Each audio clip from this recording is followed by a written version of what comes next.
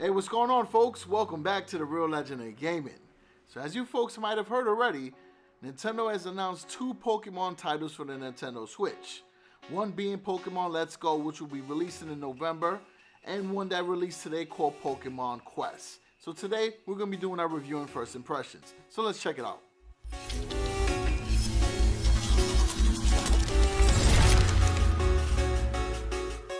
Alright, so folks, if you head over to the Nintendo eShop and you scroll over to recent releases, you will notice that Pokemon Quest is located on the top row and is listed as a free download. So that will be the way to obtain the game. As soon as you click on it, then you'll be able to see in-game details along with a summary of what the game is about and some product specifications, which we will be reviewing quickly. Alright, so Pokemon Quest takes you on an adventure to Tumbleque Island. Now this adventure here is an action-adventure RPG. As far as the language supported in the game is Japanese, English, Spanish, French, German, Italian, Korean, and Chinese. As far as supported play modes, you can play this on your television and also on your handheld when you take the Switch on the go. Required space is 223 megabytes. It is a one-player game and is supported by the Nintendo Switch Pro controller. Now, as far as in-game content, it's a free-to-start game, but there are some bundles that will allow you to get extra expeditions and in-game bonuses. And those range from $4.99 up to a bundle that contains all of them for $27.99. So, let's get into Pokemon Quest, folks. So once you're done with the introductions and naming your character profile, you have a choice of a Pokemon to start the game with. Just like any other game, specifically Pokemon Fire Red, you get to choose your starter Pokemon between the original three, which is Charmander, Bulbasaur, and Squirtle. Now, obviously, with the incorporation of Pokemon Let's Go, there's two featured heroes on each game. One is Eevee, and the other one is Pikachu. So they are also included as part of the roster for your starter Pokemon. Now, each starter has different stats. Squirtle has an HP of 101 and an attack of 101, so he's pretty much well balanced. Obviously, Squirtle is strong against fire as well. Then you got Bulbasaur, who has HP of 126 with an attack of 76. So you notice he has a higher HP, but a lower attack. And he's a sturdy Pokemon, so he's very good for defense. Then you got Charmander, who has a lower HP of 76 and a higher attack of 126. And he's considered an attacking Pokemon. Then you have Eevee, which is also well balanced and has stats of 101 for each category. Then last but not least, you have Pikachu, who has HP of 71 but an attack of 131. So he has the highest attack. But you know from Pokemon, Pikachu's always been a bit squishy on the HP side. So this is something to bear in mind. But considering the fact that a lot of people might go with Squirtle because he's well balanced, Pikachu could be a good strategy because you can easily destroy the Squirtles because they're super effective. And also, in the beginning of the game, you encounter a lot of flying Pokemon. So honestly, Pikachu is a great starter. And that's why I went with him. And I figured with him lacking in HP, I can make up for it by being able to do more damage and having other characters that can balance that out. So now we're going to go into the beginning of the tutorial, which explains how to do an expedition. Now, this game is rather unique, right? For the simple fact that the Pokemons move on their own. So they will go across the expedition and journey without you putting any input. They will also attack on their own as well. However, you do have control over what ability they will be completing in the match. So you can choose what and command. Either, for example, for Pikachu, the move will be Thunder Shock or Thunderbolt. And that's what it's explaining right here. Now, for those of you that know Pokemon, Thunder Shock is an effective attack. It can cause paralysis, but it does a lot less damage than Thunderbolt. So you can use Thunderbolt for your much stronger Pokemon. But in the beginning of the game, I didn't get the impression that you needed to be strategic that way. So do whatever move you want in the beginning. But as you face stronger boss battles, you know, you want to have an idea what the moves do exactly and use them accordingly. Now, upon completing each wave, you know, there's a few monsters in each wave. At the end of it, there'll be a final wave where you do a boss battle. This one here, we're going to go against Rattata. And, you know, we're going to hit him with a Thunderbolt. And then we'll follow up with a Thunder Shock since it's going to, you know, cool down faster than the other one. And there you go. So pretty easy to understand the concept of the combat in this game. But I got to point out to you guys, once you start getting more heroes, it gets a little bit harder because you got to be fast with who you want to attack first. And you got to be able to move your joystick around quickly enough to make sure that everyone attacks in a sequential and correct order. Now, upon completing the mission, you get Power Stones. Power Stones are really, really good because they can boost up specific stats of your character. So I'll give you an example. We got the Mighty Stone. That's going to bring up our attack by a certain amount of points. Now, in an event where you start off with a character that's lower on HP, if you get a stone that will boost HP, then you quickly balanced out that attribute he was lacking in the beginning of the game. Now, in order to put the stones, it requires you to go back to your home base, and then you'll be able to attach it. So right there, we'll go to Pikachu, and you're gonna go into the Power Charm. Now, this part here, in order to put it onto your character, you have to hold down the button and drag it over to the empty slot. So the arrow will show you. It took me a while to figure it out, but I'm telling you guys, just hold the button down and drag it over to the empty space where it's showing you to put. And then from there, you'll be able to boost up the stat for your character. Alright, so let's go into our next expedition. Now, something I want to point out as well is that each expedition has a level requirement. Specifically a power level requirement, which will be an indicator of how strong your team is. Right now, we only have one Pokemon, so the requirement for this stage was 250.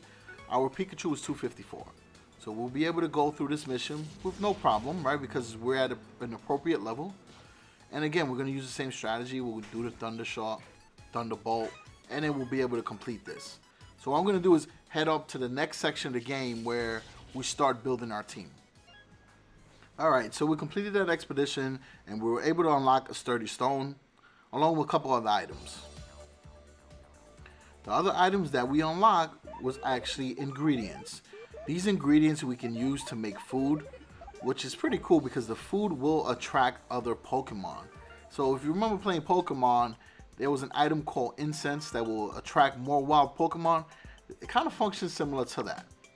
However, the type of food you make, it all depends on the ingredients you use, obviously, right? But it also attracts different Pokemon. So eventually you'll be able to figure out what recipe will attract what type of Pokemon. And I thought that was pretty cool. Now, with the cooking, right, it's simple. You just drag over the ingredients that you need. There's also an option to auto set ingredients where it will just randomly mix up different ingredients to make a random dish. Now, what's cool also is that these dishes are completed based on a number of expeditions that you complete. So let's say you make one dish and you have to do 2 expeditions in order for that dish to be done. So I thought that was pretty cool. Now, if you wanted to speed up the expeditions, you could with the in-game currency that's there. Now, this in-game currency you do earn from checking into the game daily, and there's also in-game challenges that will allow you to earn these PM tickets. I'll show you later in the video the type of challenges that are available, but I mean, there's a lot of cool stuff on there, and you can tell you're going to be grinding it out because some of those quests are going to take some time because it requires you building up a certain amount of Pokemon in your team, reaching a certain level, obtaining certain types of Pokemon. It's pretty in-depth, and I thought that was a really nice addition to this game. Alright, so it looks like we made something called Mulligan Stella Cube. And we're getting 2 random Pokemons to join. And these Pokemons are random. I mean, their stats can be random. Even the levels could be as well. So this Rattata was level 1. Which, gives us a normal Pokemon on our team, which is good to have. And you see his attack is pretty high and his HP is low.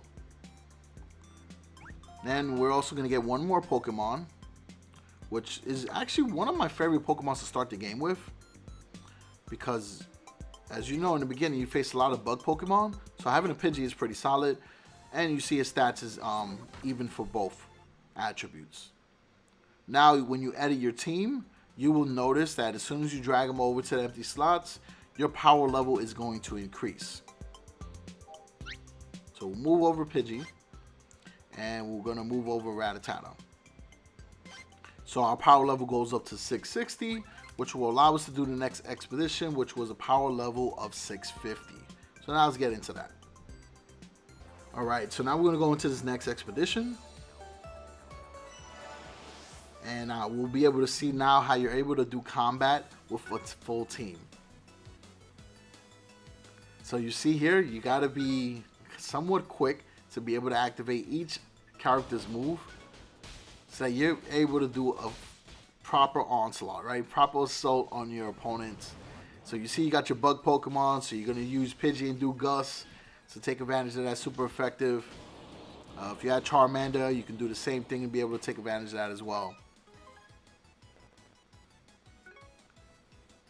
And then moving around. Now, this was actually where I really got excited, because I was like, wow, this is pretty cool, because it's moving pretty quick. So it doesn't feel like, all right, you know, the game is good, everything's moving on their own. No, I have like more control of what's going on now. And honestly, like, I really think that this game is pretty chill. It's a good game to play when you want to relax and get away from competitive games. And you guys know on this channel, we do a lot of competitive games with Clash Royale, Arena of Valor, so this is like a nice little break from that. And it will also kind of like feed your urge for that Pokemon Let's Go, so it gives you something to play in the meantime and hold you down for that time period. And also, folks, remember, you can also play Pokemon Go on your mobile devices, so you got a couple options until November 16th. So we're able to defeat those Pokemons there. And you finish the stage. Now, upon completing the stage, every single Pokemon levels up. And remember, you're going to be getting those stones, so you can raise the attributes for each one member of the team. So now we're going to go into the challenges, so you guys can see exactly what that is. And then we'll wrap up this video and give you our first impressions. Alright, so before we go into the challenges, I want to quickly point out, on the top right hand side, you can access your Pokemart. The Pokemart is where you can purchase items using the in-game PM tickets. Now remember, you can earn PM tickets for free on a regular basis if you log in every day. So you get 50 right there, and upon redeeming it, you'll see that there's a timer as well, which will let you know when you could come back to get more. So those are just something very important. So every time you log into the game, make sure you go to the Pokemart and collect your PM tickets. Now, there are also more easy and friendly ways to obtain PM tickets, and this is by completing quests, which hence the name of the game, Pokemon Quests. So you have quests such as basics of strengthening Pokemon, Rookie Chef, first shopping trip. So if you purchase something from the shop, the Pokemart, you'll get PM tickets. If you get 10 Power Stones, you get tickets. If you register 10 Pokemon to your Pokédex, you get tickets. Then there's also challenges, which will reward you different items. For example, we got fossils there from that, quest challenge. And the rewards vary. As you see, right next to the challenge, it tells you exactly what reward you're going to be earning. So it's pretty clear. And again, you can grind it out and obtain all those different items inside the game. So now that we reviewed that, let's get into our review and first impressions. Alright, so here it goes. So I spent about 25 to 30 minutes with Pokemon Quest, and I gotta be very honest with you guys, I had a good time. Now I just want to tell you, you gotta go in there with expectation and understand that it's a game that plays kind of like Minecraft as far as the visual appearance of it. It is a Pokemon game, but there is no control of where the characters are moving. You're just going to be doing the commands of the moves, which I think is decent enough, especially if you're playing the game on the go. It allows you just to tap, and it feels pretty good. It doesn't have the most awesome graphics in the world, but you got to understand the game is free. It's also a game that will occupy your time until the actual main title release comes out in November. So folks, I mean, this is something to pass time, and again, it's a nice little break from all your other type of games. So I definitely recommend trying it out. If you're a Pokemon fan, I think you're really going to enjoy the game. Like, there is no reason not to like it. It gives you a lot to do. You also have the home base. So, I mean, it's pretty cool. And it feels really nostalgic going back to Pokemon. If you have not played it since the days of the Game Boy Advance, Game Boy, GameCube, or if you guys were playing it on the DS, or even playing it on the 3DS before like Pokemon Sun and Moon came out. It just feels good to be playing Pokemon.